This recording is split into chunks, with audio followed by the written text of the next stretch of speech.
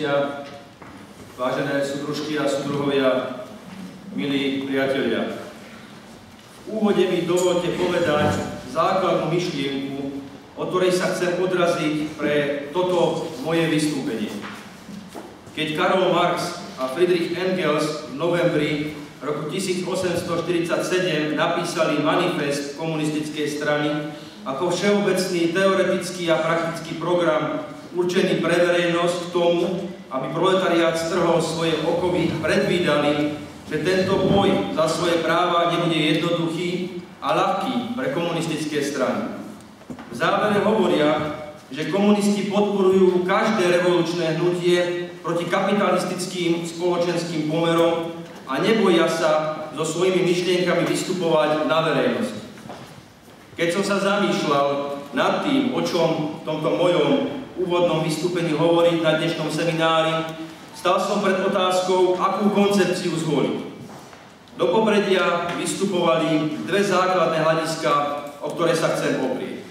Poprvé sú to historické podmienky vzniku komunistickej strany Československa ako nevyhnutnej hybnej sily v boji proti kapitálu, teda proti kapitalizmu.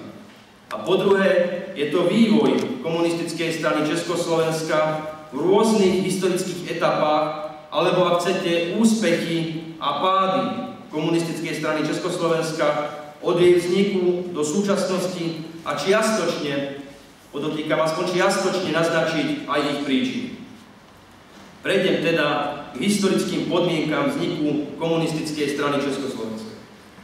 Napriek porážke Parížskej komuny v roku 1871 sa robotnícke hnutie začalo rozrastať, začali vznikať početné robotnícke strany a za cieľ si zvolili boj o získanie volebného práva, zrovnoprávnenie žien, skrátenie pracovného času na 10 hodín denne a zákaz vykorisťovania detí.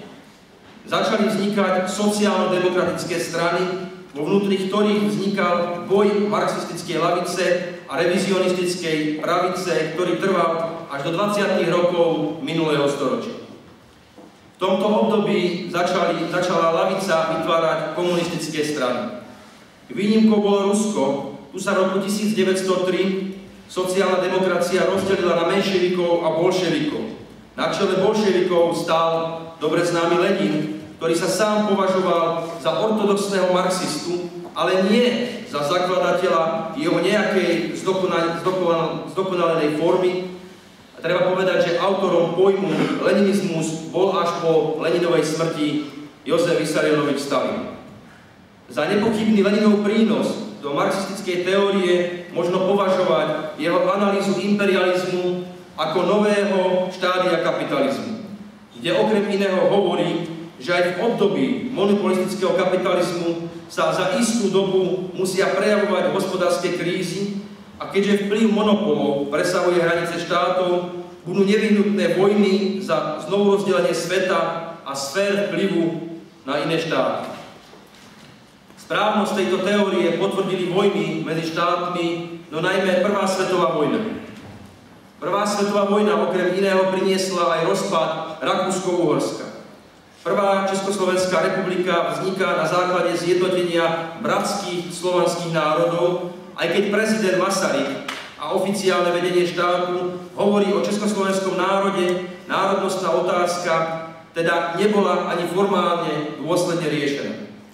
V decembri 1918 sa slovenskí sociálni demokrati rozhodli začleniť sa do Československej sociálno-demokratickej strany.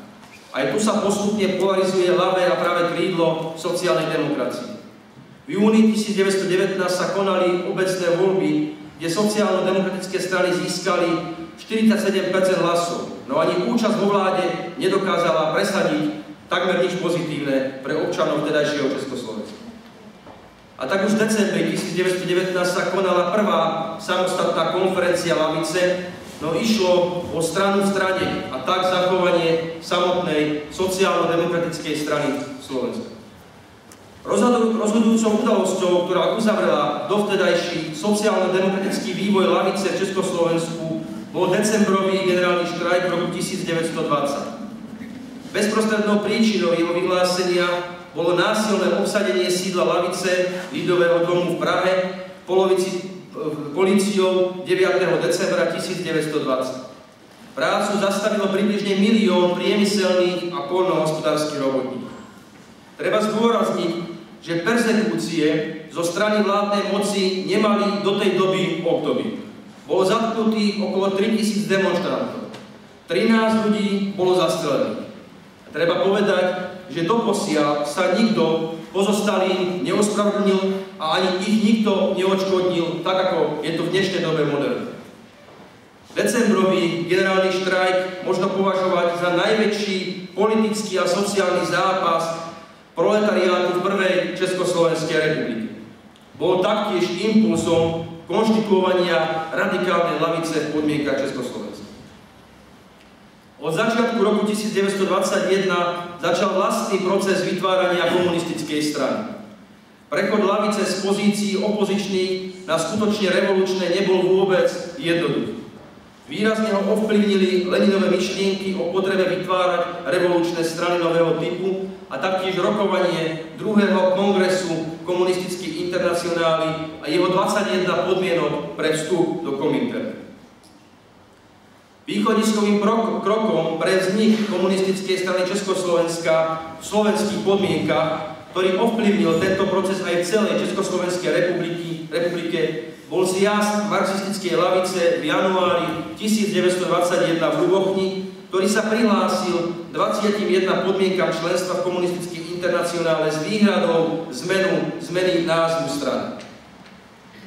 Ako veľmi dobre viete, ustanovujúci zjazd komunistickej strany Československa sa konal 14. a 16. mája 1921 v Prahe Karlíne.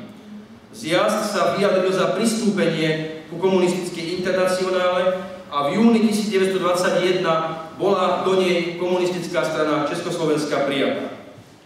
Na tomto mieste je potrebné zdôrazniť, že bolo čiastočnou chybou komunistickej strany Československa pri jej vzniku, že prevzala od sociálnych demokratov koncepciu československého národa, ktorá bola riešená na 5. kongrese komunistickej internacionály roku 1924, ktorý prijal rezolúciu, ktorá uznávala právo slovenského národa na sebaurčenie. V súvislosti so samotným vznikom komunistickej strany Československa chcem pripomenúť pamätné slova Bohumíra Šmerala, ktorými skončil svoje hlavné vystúpenie, svoj hlavný referát na ustanovujúcom zjazde. Šmeral povedal: sme predvoj nového života. Tvoříce nové pomiery, chceme tvožiť také nové lidi. Vážení priatelia, najdôležitejším odkazom vzniku KSČ v roku 1921 pre súčasnosť je objektívna nutnosť existencie principiálnej komunistickej strany, ktorá sa dokáže na jednej strane výrazne osamostatniť, alebo ak chcete vyhraniť, no paralelne s tým aj spolupracovať. Nemôže však nikdy prejsť na pozície sociálnej demokracie, ktorá hlása reformy, ale zároveň súhlasí so zriadením kapitalistického štátu a čiastočne sa podieľa aj na jeho riadení. Toto môže byť cesta vývoja pomoci pracujúcim v súčasnosti, nie však cieľ komunistickej strany.